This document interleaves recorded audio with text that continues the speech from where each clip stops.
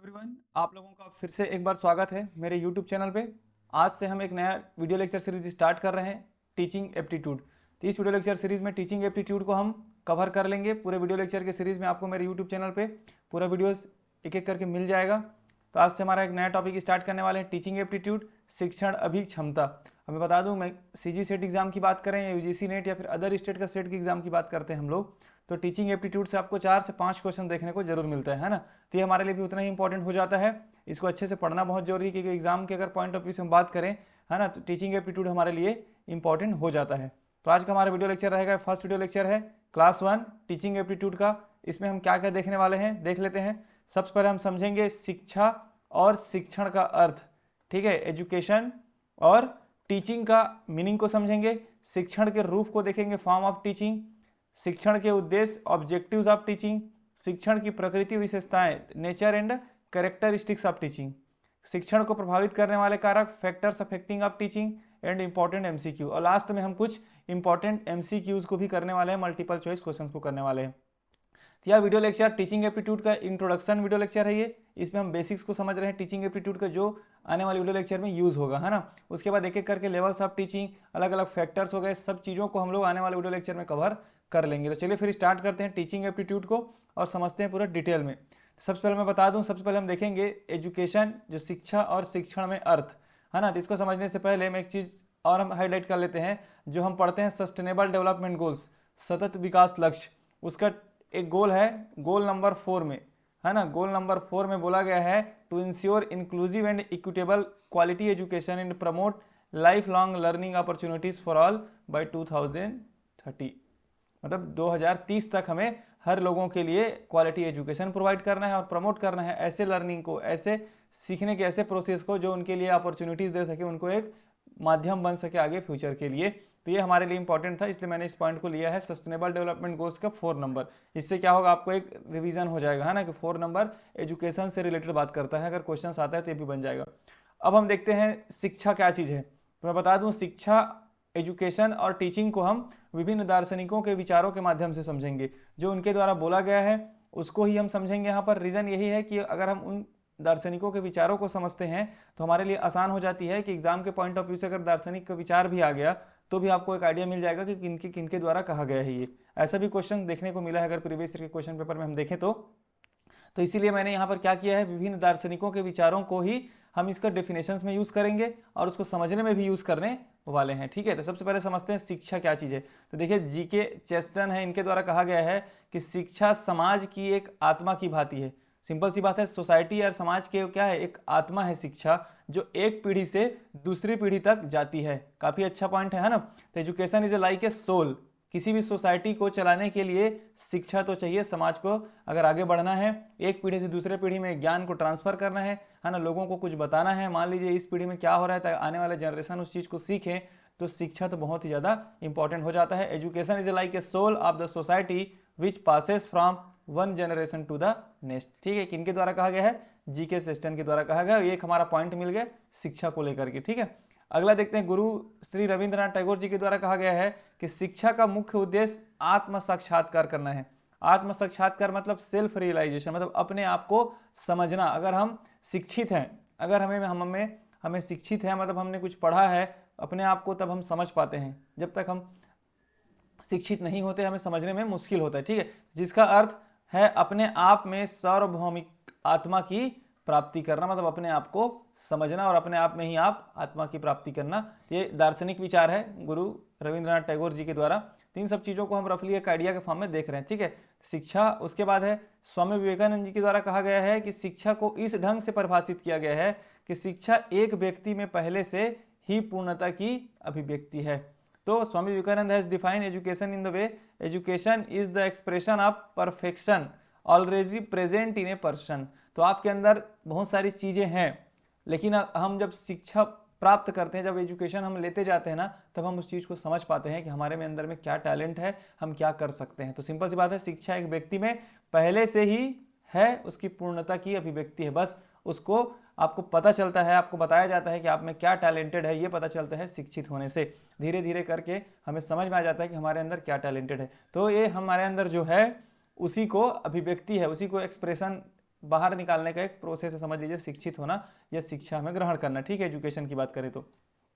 अगला पॉइंट है, अरस्तु के द्वारा कहा गया है कि शिक्षा को एक स्वस्थ शरीर में एक स्वस्थ मस्तिष्क के निर्माण के रूप में भी परिभाषित किया जा सकता है। मतलब सिंपल सी बात है, आपके पास एक शरीर है ना, हेल्दी माइंड, हेल्दी शरीर है आपका, हेल्दी बॉडी है, लेकिन अगर उसमें शिक्षा नहीं है तो उसका मस्तिष्क नहीं काम कर रहा है, मान के चलिए, इस टाइप समझिए उसको, कि एक स्वस्थ शरीर में एक स्वस्थ मस्तिष्क का होना भी बहुत जरूरी है।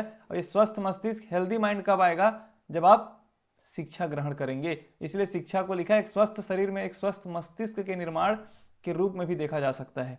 मतलब आपके पास बॉडी है लेकिन आपके पास शिक्षा नहीं है, इसका मतलब यह है कि आपके पास माइंड अच्छे से नहीं है, मतलब आप प्रॉपरली हेल्दी माइंड में नहीं है, मतलब आप अपने आप को समझ नहीं पा रहे हैं, आपको प्रॉपरली कोई भी चीज डिसीजन लेने में प्रॉब्लम होगा।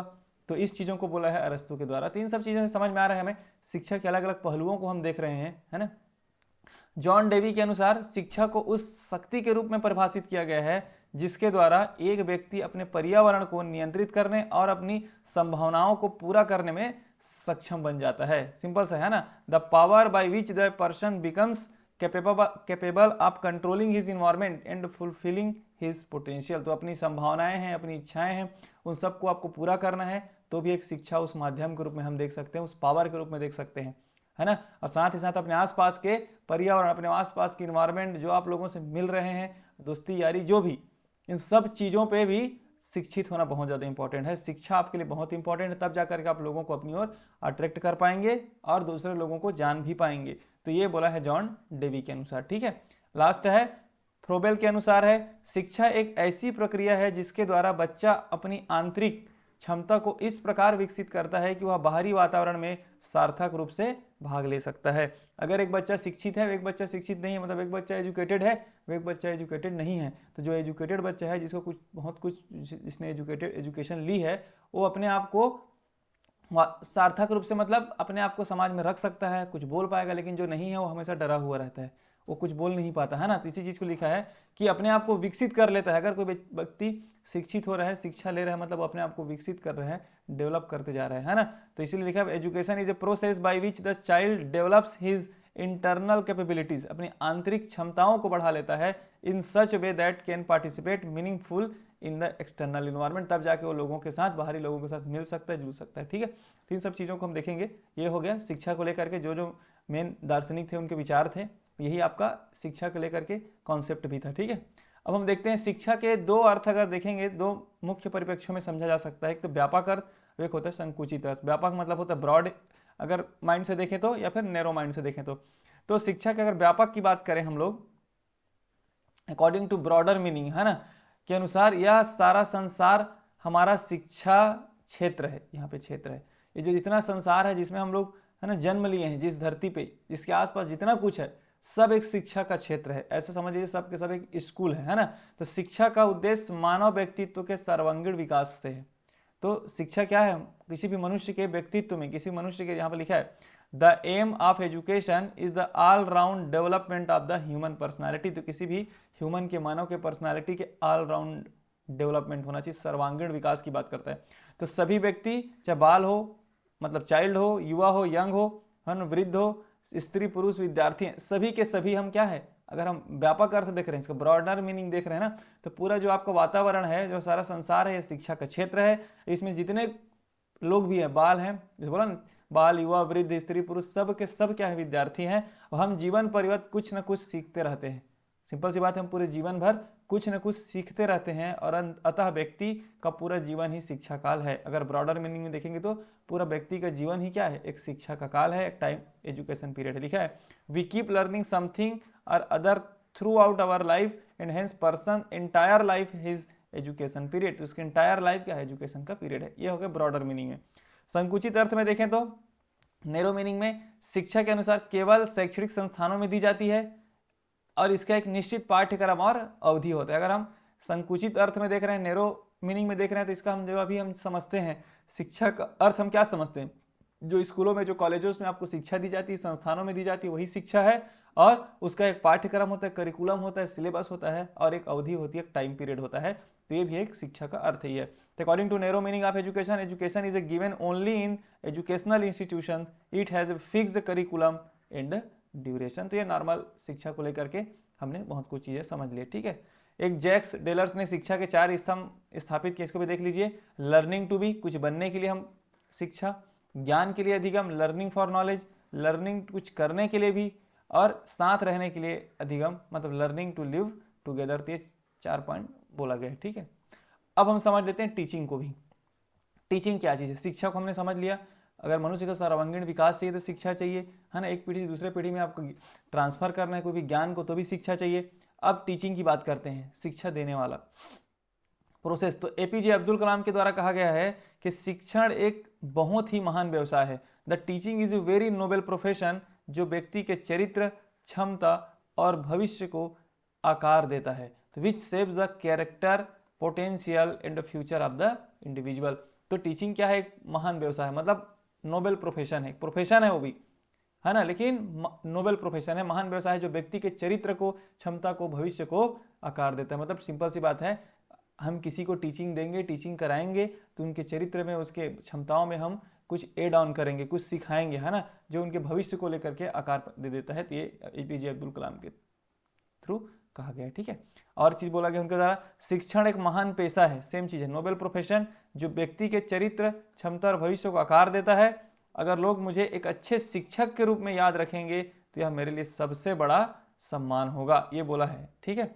इन the calibre and future of individual, if people remember me as a good teacher that will be the biggest honour to me. तो एपीजे अब्दुल कलाम भी चाहते हैं कि, है ना, कि मुझे लोग टीचर के रूप में याद रखे, ये मेरे लिए सबसे बड़ा सम्मान होगा। मतलब कितनी बड़ी बात है कि आप टीचिंग कराना अपने आप में बहुत बड़ी बात है, क्योंकि आप किसी के जीवन में कुछ परिवर्तन ला रहे हैं, है ना। आप सामने अपने स्टूडेंट में कुछ परिवर्तन करने की कोशिश कर रहे हैं, जो उनके फ्यूचर को बना सकता है, जो उनके भविष्य को बना सकता है, जो उनके चरित्र को डेवलप कर सकता है, जो उनके क्षमताओं को भी बढ़ा सकता है। इसलिए इनके द्वारा ये कहा गया, ठीक है।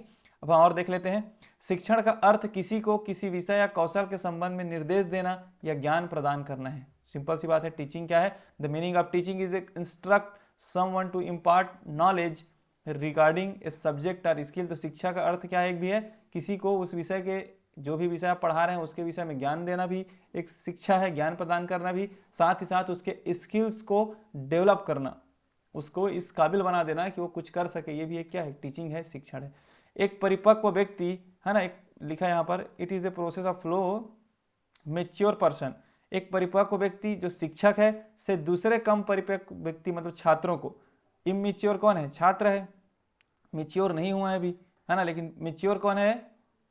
One mature person teacher to another less mature person student तक विचारों का, निर्देशों का और ज्ञान के प्रवाह की प्रक्रिया है, प्रोसेस है। तो it is a process of flow of ideas, instruction and knowledge from one mature person to another mature less mature person. मतलब टीचर से लेकर स्टूडेंट की ओर ज्ञान का प्रवाह है, जिसमें विचारों का, निर्देशों का क्या होता है? प्रोसेस है ये शिक्षण। तो ओवरऑल टीचिंग क्या है? प्रोसेस है, ठीक। अब हम कुछ दार्शनिक और देख लेते हैं विचारों को, इससे और अच्छे समझ में आ जाएगा। एडमंड एमिडॉन के थ्रू कहा गया है कि शिक्षण को एक संवादात्मक प्रक्रिया है। Teaching is defined as a interactive process. जब तक आप ऐसा नहीं है कि आप टीचिंग के टीचर हैं तो आप सिर्फ बोलते जा रहे हैं, एक इंटरेक्टिव होना चाहिए, मतलब एक दूसरे से संवादात्मक बात होनी चाहिए, है ना। एक प्रक्रिया है, प्रोसेस के रूप में भी परिभाषित किया गया है, जिसमें मुख्य रूप से कक्षा में बातचीत शामिल है ना। सिंपल सी बात है, टीचिंग का इसका मतलब ये नहीं कि एक जने आपको पढ़ा रहा है, दूसरा कोई सुन रहा है, बट एक बातचीत की प्रोसेस भी टीचिंग है। लोगों के द्वारा कुछ पूछा जाएगा, स्टूडेंट के द्वारा कुछ पूछा जाएगा, आप उसको बताना है, ये भी क्या है? टीचिंग है, जो शिक्षक और छात्र के बीच होती है और कुछ निश्चित गतिविधि के दौरान होती है। अगर ड्यूरिंग ए सर्टेन डेफिनेबल एक्टिविटी। अब निश्चित गतिविधि मतलब क्लास की बात कर रहे हैं हम लोग, एक क्लास लगेगी, टीचर आके पढ़ाता है, स्टूडेंट उनसे डाउट पूछते हैं, तो बातचीत हुआ।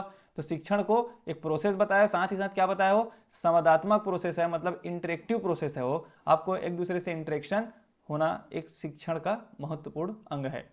अगला देख लेते हैं, क्लार्क के द्वारा बोला गया है, शिक्षण प्रक्रिया को छात्र के व्यवहार में परिवर्तन लाने के लिए डिजाइन और निष्पादित किया जाता है। सिंपल सी बात है, teaching process is design and perform to produce change in students behaviour. तो शिक्षण क्या है? एक प्रक्रिया है, किसके लिए है? तो जो भी छात्र है उनके व्यवहार में परिवर्तन लाना और उनके जीवन में परिवर्तन लाने के लिए एक प्रक्रिया है, ठीक है।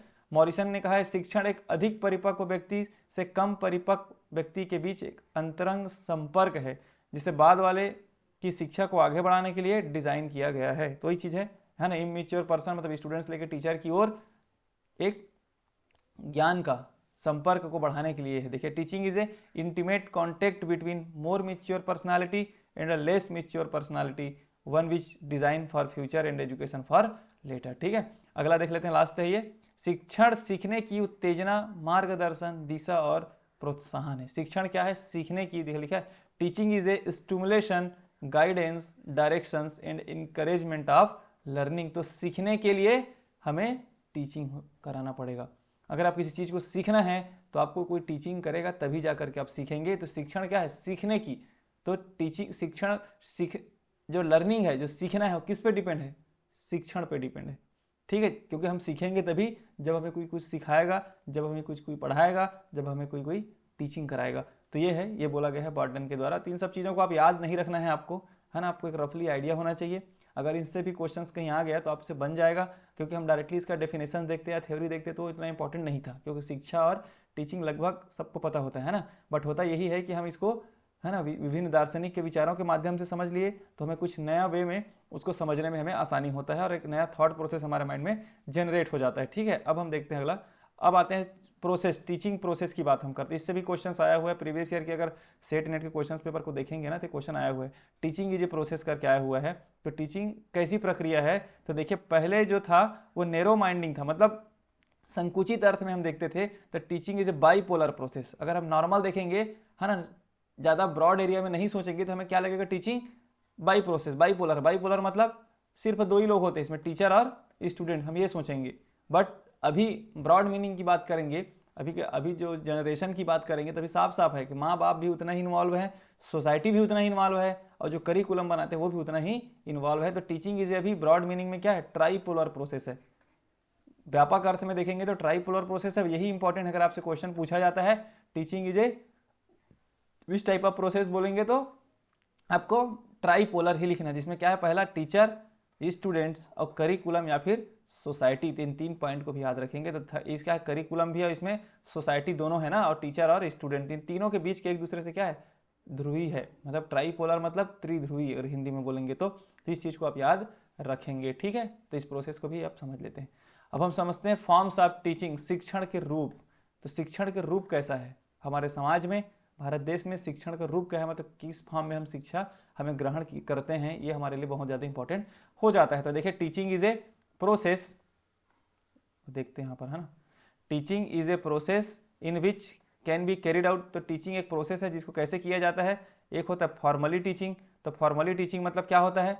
जो स्कूल कॉलेजेस में आपको पढ़ाया जाता है। फॉर्मली मतलब औपचारिक शिक्षा, है ना। तो formally teaching take place outside the family. तो फैमिली के बाहर स्कूल कॉलेजेस में जो शिक्षा मिलता है वो क्या है? Formally teaching. उस टाइप के शिक्षण पद्धति को क्या बोलते हैं? Formally teaching. इनफॉर्मली मतलब ऐसा शिक्षा, टीचिंग जो घर में ही मिलता है आपको, अपने बड़ों से, अपने आसपास के लोगों से जो आपको ज्ञान मिलता है, जो आप लोगों को सिखाते हैं, तो उनके द्वारा सिखाया हुआ चीज़ इनफॉर्मली टीचिंग है। लेकिन जब स्कूल कॉलेज जा करके जो सिखाया जाता है वो है फॉर्मली टीचिंग। ठीक है, तो इस चीज़ को भी नॉर्मल याद रखेंगे। यहाँ पर मैंने लिखा भी है, शिक्षण योग्यता का अर्थ है पढ़ाने की प्रकृति। देखिए, टीचिंग एप्टीट्यूड का मीनिंग क्या है? देखिए, teaching aptitude means the tendency to teach. आपके पढ़ाने की प्रवृत्ति ही क्या है? टीचिंग एप्टीट्यूड है। इस चीज़ को भी याद रखना है, क्योंकि हम टॉपिक ही क्या पढ़ रहे हैं? Teaching aptitude. तो टीचिंग एप्टीट्यूड है क्या चीज़? पढ़ाने की प्रवृत्ति, टेंडेंसी टू टीच। औपचारिक शिक्षा की बात कर लेते हैं। जब आप शिक्षण के बारे में सोचते हैं तो आपके दिमाग में कक्षा व्यवस्था में एक शिक्षक और छात्रों के एक समूह के बीच की बातचीत की छवि होगी। ये क्या है? औपचारिक शिक्षा है। ठीक है, तो when you think about teaching, है ना, तो फॉर्मल टीचिंग में क्या होता है? वही चीज़ होता है जो मैंने बताया कि एक शिक्षक एक स्टूडेंट के बीच के आपस में जो शिक्षा होता है, ये क्या है? Formally teaching. स्कूल कॉलेजेस में जो सीखते हैं हम लोग, अलग अलग संस्था में सीखते हैं। लेकिन इनफॉर्मली टीचिंग मतलब अनौपचारिक में, लेकिन शिक्षा के बाहर भी शिक्षण हो सकता है, कक्षा के बाहर भी शिक्षण हो सकता है, जहाँ कोई परिवार, दोस्त, समाज आदि से सीखता है ना, इस टाइप के शिक्षा को औपचारिक शिक्षा, शिक्षण औपचारिक, इसका ये नहीं है ना, इसको अनौपचारिक हो सकता है, तो अनौपचारिक शिक्षा कहा जाता है इसको। ठीक है, इस चीज़ को भी याद रखेंगे। तो देखिए, अगर आप समाज के बाहर सीख रहे हैं मतलब स्कूल कॉलेजेस को छोड़ देते हैं, अगर किसी लोगों के द्वारा आप सीख रहे हैं तो भी औपचारिक भी हो सकता है, सामने वाला आपको औपचारिक फॉर्मल में भी समझा सकता है और इनफॉर्मल में भी समझा सकता है। तो ये नॉर्मली आपको पता होना चाहिए टीचिंग के रूप का, अगर एग्जाम्पल में कहीं आ गया तो आपसे बन जाएगा, ठीक है। और टीचिंग एप्टीट्यूड का मीनिंग क्या है? Tendency to teach. एक यहाँ पर टेबल मैंने बना दिया है, किनके किनके क्या विचार हैं उसको थोड़ा देख लीजिए। बुनियादी शिक्षा की बात करते थे, है ना, कौन? महात्मा गांधी जी के द्वारा। प्रकृति में और प्रकृति से होना चाहिए, इनका कहना था कि सीखना हमें किनसे होना चाहिए? प्रकृति से, नेचर से, और नेचर में होना चाहिए, रविंद्रनाथ टैगोर जी के द्वारा। एकात्म इंटीग्रल एजुकेशन की बात की है अरबिंदो के द्वारा। भारतीय दर्शन के आध्यात्मिक पहलू, है ना, के बात पर ध्यान दें, डॉक्टर सर्वपल्ली राधाकृष्णन के द्वारा। तो ये कभी कभी क्वेश्चन पूछा जा सकता है, मैक्सिमम आता है बुनियादी शिक्षा को लेकर के, है ना, कि बुनियादी शिक्षा का जो अवधारणाएं हैं किनके द्वारा दिया गया है, तो महात्मा गांधी आप याद रखेंगे। तो मानव मन को बदलने की शिक्षा, जे कृष्णमूर्ति। और एक्सपेरिमेंटल लर्निंग की बात किया गया है जॉन डेवी के द्वारा। और कोई औपचारिक शिक्षा नहीं होनी चाहिए, प्रकृति ही केवल शिक्षक है, मतलब नेचर से ही जो हम सीखें वही शिक्षक है, इसके बारे में बात किया गया है जीन रेक्स रूसो के द्वारा। तीन सब चीज़ें हैं, आप रफली इसको आइडिया रखेंगे, इससे क्या होगा आपको, है ना, आइडिया रहेगा तो अगर क्वेश्चंस में आता है तो बहुत कुछ चीज़ें आप सीख जाएंगे, ठीक है। अब हम देख लेते हैं शिक्षण के उद्देश्य, ऑब्जेक्टिव्स ऑफ टीचिंग। तो शिक्षार्थियों को ज्ञान कौशल प्रदान करना ताकि वे तेजी से बदलती दुनिया का सामना कर सके, यह है शिक्षण का पहला उद्देश्य। To provide knowledge and skills to learners so that can cope with the fast changing world. मतलब लोगों को, हर जो समाज हमारा परिवर्तन हो रहा है, यह हमारा संसार क्या है, दुनिया क्या है, पूरा लगातार परिवर्तन हो रहा है। अगर हम शिक्षित नहीं रहेंगे, अगर हमें कोई शिक्षा सिखाएगा नहीं, तो हम उसमें कन्वर्ट नहीं हो पाएंगे। तो टीचिंग, ऑब्जेक्टिव क्या है टीचिंग का, कि शिक्षार्थियों का, विद्यार्थियों को ज्ञान और कौशल को इतना प्रदान करना कि वो तेजी से बदलती दुनिया के साथ अपने आप को आगे बढ़ाते रहे। शिक्षार्थियों को ढालना और आकार देना, to mould and shape of the learners. हमें लोगों को, मतलब शिक्षार्थियों को जो शिक्षा ले रहा है उसको सिखाना और उसके जीवन में परिवर्तन लाना, आकार देना, ठीक है।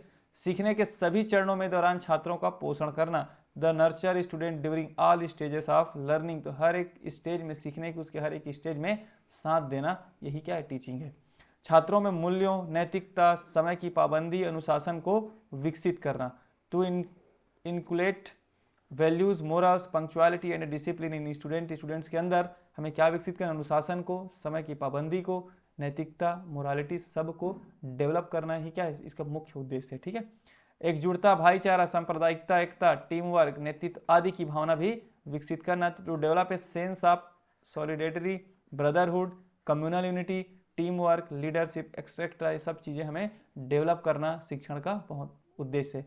कक्षा की गतिविधियों के उपयोग से विद्यार्थी, शिक्षार्थी, तो learners with the use of classroom activities, classroom में डिफरेंट डिफरेंट एक्टिविटीज करा करके लोगों को सिखाना भी है, क्या है, टीचिंग है, यही टीचिंग का उद्देश्य भी है। छात्रों को कल के बेहतर नागरिक बनने के लिए तैयार करना, ये लास्ट है, to prepare student to be better citizens for tomorrow, ताकि हमारे आने वाले पीढ़ियों के लिए, हमारे देश के लिए, हमारे समाज के लिए एक बेहतर जनरेशन हम जनरेट कर सकें, इसके लिए टीचिंग बहुत ही ज़्यादा इंपॉर्टेंट है। यही शिक्षण का मुख्य उद्देश्य है, टीचिंग का मेन ऑब्जेक्टिव है, ठीक है।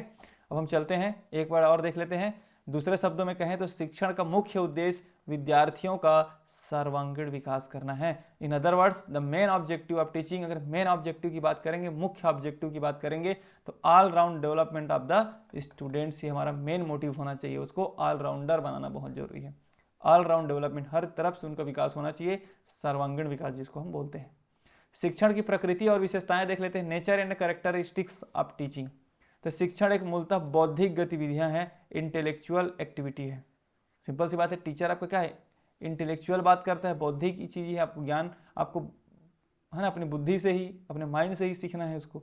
तो शिक्षण मूलतः है क्या है, इंटेलेक्चुअल एक्टिविटी है, गतिविधियां। कैसी गतिविधियां, आप अपने माइंड से ही तो हर चीज को सीखते हैं, सुनते हैं, समझते हैं, है ना, तो इसके लिए इंटेलेक्चुअल होना आपके लिए बहुत ही ज्यादा इंपॉर्टेंट हो जाता है।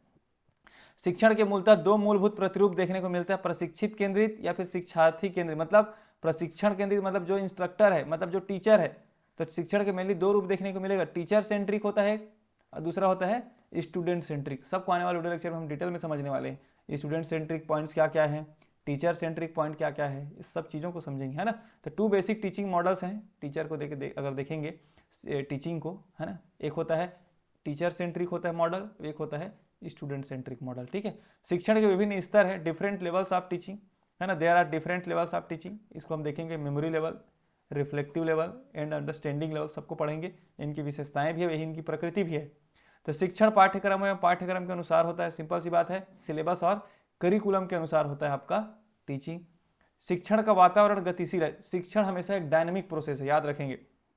इससे क्वेश्चन आ सकते हैं environment, the learning environment is a dynamic, मतलब हमेशा शिक्षण जो टीचिंग है, जो लर्निंग है, वो क्या है, वो एक डायनेमिक प्रोसेस है, गतिशील प्रोसेस है। आप ऐसा नहीं है कि आप 2 साल पढ़ लिए तो आप पूरे शिक्षित हो जाएंगे, हमेशा चलते रहने वाला प्रोसेस है, गतिशील प्रोसेस है। इस चीज को भी याद रखेंगे, टीचिंग इज ए गतिशील प्रक्रिया, teaching is A dynamic process. इस पॉइंट को अच्छे से याद रखें, है ना, ये सब ऑब्जेक्टिव में आपसे पूछा जा सकता है स्टेटमेंट के फॉर्म में। तो शिक्षण अधिगम, अनुदेश, प्रशिक्षण परस्पर घनिष्ठ संबंध है। तो teaching, learning, instruction, training are सब क्लोजली रिलेटेड, सब एक दूसरे से क्या है, संबंधित है। ट्रेनिंग हो गया, इंस्ट्रक्शन देना हो गया, कि लर्निंग हो गया, सब क्या है, आपस में एक दूसरे से कनेक्टेड है। शिक्षण एक संभ व्यवसाय या वृत्ति या प्रोफेशन है, मैं पहले ही बता दिया, टीचिंग इज ए प्रोफेशन। शिक्षण कौशल प्राप्त करने के लिए एक लंबी अवधि का अध्ययन और प्रशिक्षण आवश्यक है। तो अगर आपको शिक्षण कौशल मतलब टीचिंग एप्टीट्यूड, टीचिंग में आपको अच्छा बनना है, लॉन्ग पीरियड है, टीचिंग कौशल मतलब होता है टीचिंग स्किल्स। अगर आपको अच्छा टीचिंग स्किल्स चाहिए, आप अच्छा एक टीचिंग स्किल्स चाहिए, मतलब अच्छा टीचर बनना चाहते हैं, तो आपको एक लॉन्ग प्रोसेस है, लंबा प्रोसेस है, वो अध्ययन करने से और ट्रेनिंग से आपको मिलेगा। Study and training is necessary to acquire teaching skills. Last में इस पॉइंट को भी याद रखेंगे, शिक्षण विज्ञान के साथ साथ कला भी है। तो टीचिंग क्या है, साइंस भी है और टीचिंग आर्ट भी है, इस चीज को भी याद रखने वाले हैं, क्योंकि टीचिंग में आपका साइंस भी काम करेगा, आपको साइंस साइंटिफिक वे में सोचना भी है। टीचिंग क्या है, टीचिंग कराना है तो आपको सोचना पड़ता है साइंटिफिक वे में, साथ ही साथ आपको एक्टिविटी में भी कराना पड़ेगा, मतलब आपको आर्ट बैकग्राउंड से भी थॉट प्रोसेस लेना पड़ेगा।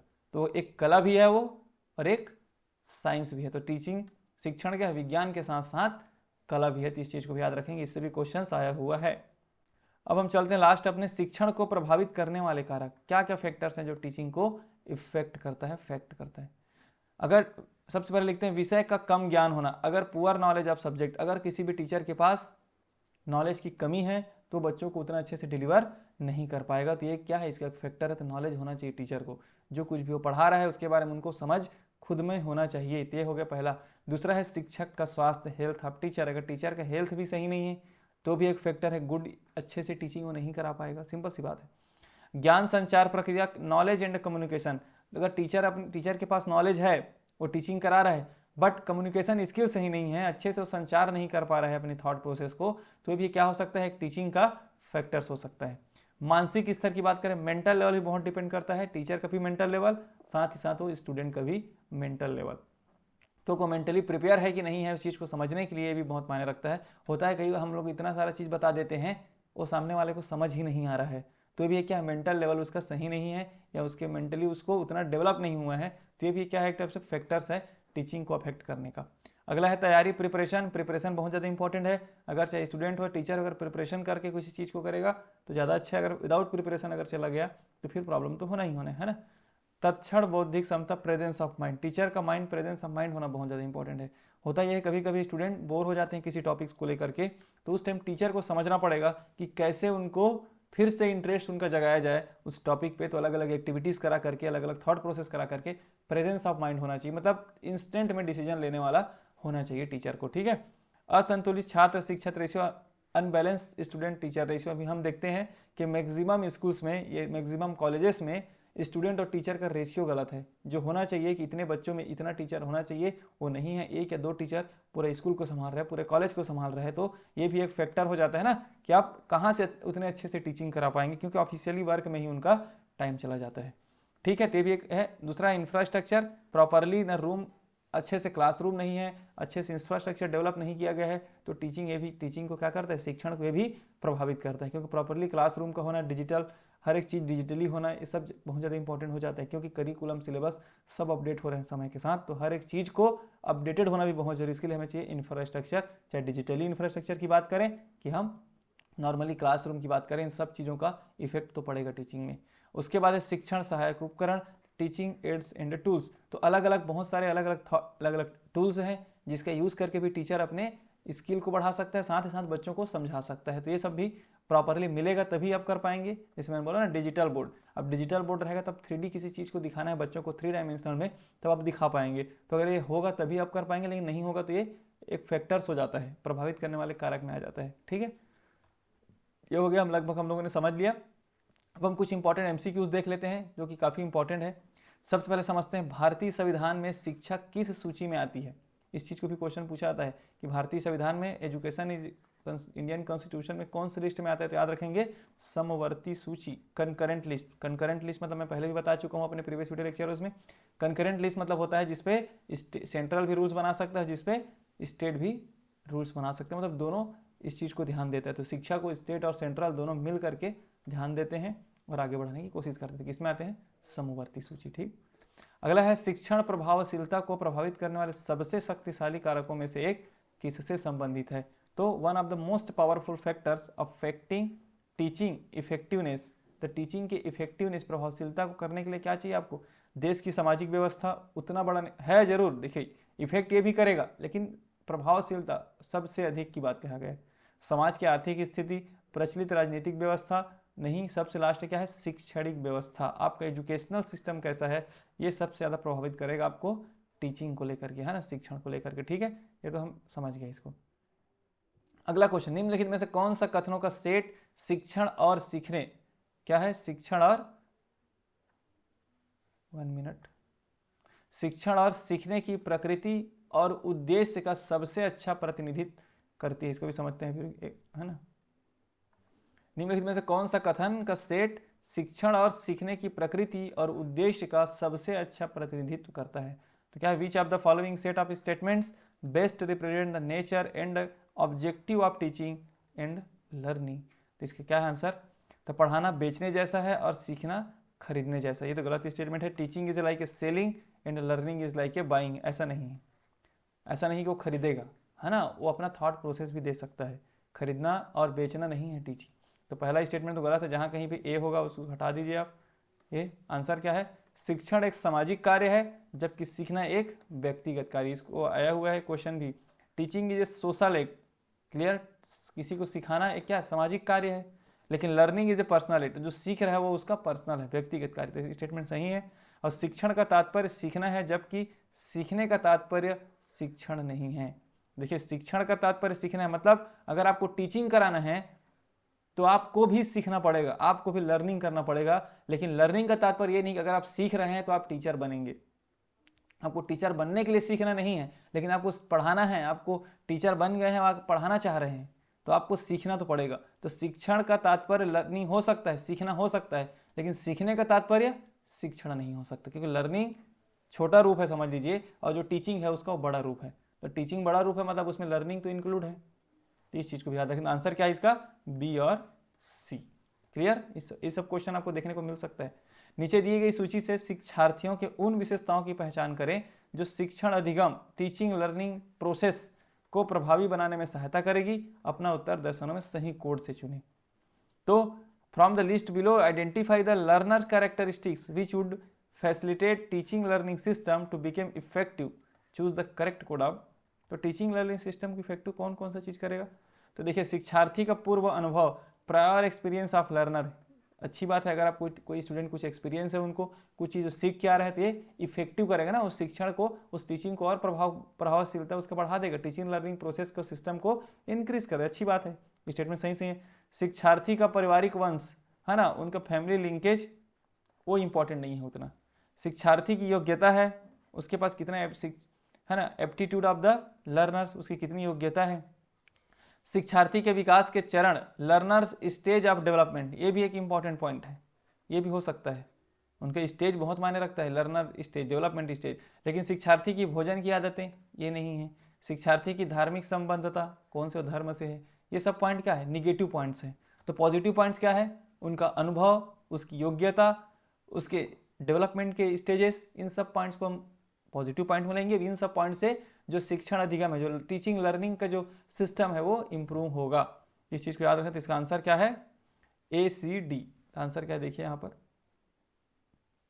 ए सी डी फर्स्ट, देख लेते हैं। ए सी डी था, सबसे पहले ए था, फिर सी था, फिर डी था, है ना, ठीक है, A C D answer is A first. ठीक है, अगला क्वेश्चन, निम्नलिखित में कौन सा कथनों का सेट शिक्षण की प्रकृति और उद्देश्यों को सबसे अच्छा वर्णन करता है? तो इस चीज को भी देखिए, शिक्षण और सीखना अभिन्न रूप से संबंधित है, स्टेटमेंट सही है। शिक्षण और प्रशिक्षण के बीच कोई अंतर नहीं है, शिक्षण और प्रशिक्षण के बीच कोई अंतर नहीं, गलत बात है। शिक्षण अलग चीज है और ट्रेनिंग अलग चीज है, अंतर है थोड़ा बहुत है, ठीक है। सभी शिक्षणों की चिंता छात्रों में किसी प्रकार का परिवर्तन सुनिश्चित करता है। यहाँ पे इसको इंग्लिश में भी देख सकते हैं। The concern of all teaching is ensure some kind of transformation of student. तो अगर आप किसी चीज को आप लेकर के चिंता हो रहा है तो छात्रों के जीवन में परिवर्तन जरूर होगा। अगर टीचिंग को लेकर के हो रहा है, अगर हम टीचिंग में अगर हमें लगता है कुछ कमियां हैं, शिक्षण में अगर कुछ कमियां हैं, अगर हम उसको सुधारेंगे तो फायदा किनको होना है? फायदा उन छात्रों के जीवन में परिवर्तन होना है, उनके सुनिश्चित करता है। तो ये भी स्टेटमेंट सही है। सभी अच्छे शिक्षण औपचारिक प्रकृति होते हैं, ये गलत है। अगर सब के सब शिक्षक किसमें होंगे? औपचारिक मतलब फॉर्मली वे में आपको समझाने लगे तो अच्छी बात नहीं, इनफॉर्मली वे में बहुत कुछ सीखने को मिलता है, समाज से, दोस्तों से, अपने फैमिली से। शिक्षक एक वरिष्ठ व्यक्ति होता है, ये भी गलत स्टेटमेंट। जरूरी नहीं है शिक्षक एक सीनियर ही हो, जूनियर भी अच्छा शिक्षक हो सकता है। शिक्षक और शिक्षण एक सामाजिक कार्य है, जबकि सीखना एक व्यक्तिगत कार्य है। हम लोगों ने अभी देखा तो ए सी अगर देखेंगे तो क्या है ये, A B C D E और एफ, ए सी एफ इसका आंसर है आपका, ठीक है। Answer number 3 A C F. देख लेते हैं, teaching learning are integrally related है। There is no difference between teaching and learning, ये सही था, नहीं डिफरेंस थोड़ा बहुत तो है टीचिंग और लर्निंग में। Concern of all teaching to ensure one some kind of transformation student, correct statement. All good teaching is formal in nature, गलत है ना। जो टीचिंग है फॉर्मल में होगा तभी अच्छा होगा, ऐसा कोई बात नहीं। मैं भले ही बोलो समाज से, दोस्तों से बहुत कुछ सीखने को मिलता है। तो a teacher is a senior person, गलत, टीचर जूनियर पर्सन भी हो सकता है, नॉर्मल व्यक्ति भी हो सकता है। और teaching is a social act, whereas learning is a personal act. तो वो ए सी जो एफ है आपका आंसर है, ठीक है। निम्नलिखित में से कौन सा शिक्षार्थी विशेषताएं शिक्षण की प्रभावशीलता से अत्यधिक संबंधित है? Which of the following learner characteristics is highly related to effectiveness of teaching? तो क्या है? शिक्षार्थी का पूर्व अनुभव, प्रायर एक्सपीरियंस ऑफ लर्नर, ये बहुत ज़्यादा इंपॉर्टेंट है। शिक्षक के माता पिता की शैक्षिक स्थिति कोई इंपॉर्टेंट बात नहीं है। अगर अच्छी स्थिति रहे, ऐसा समझ लीजिए कि अगर स्टूडेंट के पेरेंट्स का एजुकेशनल स्टेटस हाई है, अगर पेरेंट्स उनके आईएएस हैं, तो जरूरी नहीं वो बच्चा भी आईएएस बनेगा, जरूरी नहीं कि वो बच्चा भी उतना ही अच्छा सीखेगा, है ना। तो ये डिपेंड नहीं करता कि माँ बाप क्या करते हैं, डिपेंड ये करता है कि उस बच्चों में कितना एक्सपीरियंस है, कितना सीखने की चाह है, ठीक है। शिक्षार्थी के सहकर्मी समूह, peer groups of the learner, उसके दोस्त यार कैसे हैं, इस पर भी डिपेंड नहीं करेगा शिक्षा। उसका ज्ञान जो है ना, उसकी विशेषताएं उस पर डिपेंड नहीं करेगी उसके माँ बाप क्या करते हैं, उस पर डिपेंड नहीं करेगा कि उस पर दोस्त यार कैसे हैं। थोड़ा बहुत इफेक्ट पड़ता है, बट मेन क्या है, उसका पूर्व अनुभव, वो कितना सीखा है अपने जीवन में, वो बहुत ज़्यादा इंपॉर्टेंट रखता है। परिवार का आकार कैसा है, ये सब पॉइंट निगेटिव पॉइंट है। तो आप पॉजिटिव पॉइंट को, इस टाइप से क्वेश्चन अगर आता है टीचिंग एप्टीट्यूड से ना, तो आप पॉजिटिव पॉइंट को देखें, है ना, जो आप लगता है आपको। शिक्षण एक है, शिक्षण क्या है? टीचिंग इज ए प्रोसेस, मैं पहले बताया हूँ, ट्राइपोलर प्रोसेस है, ट्राइपोलर प्रोसेस, आंसर बी। शिक्षण एक है, शिक्षण इज, टीचिंग इज ए विज्ञान कला दोनों, तो क्या है answer? Both. Teaching is A science and art दोनों है, तो आंसर क्या होगा? बोथ। इस टाइप से क्वेश्चन आपको देखने को मिल सकता है।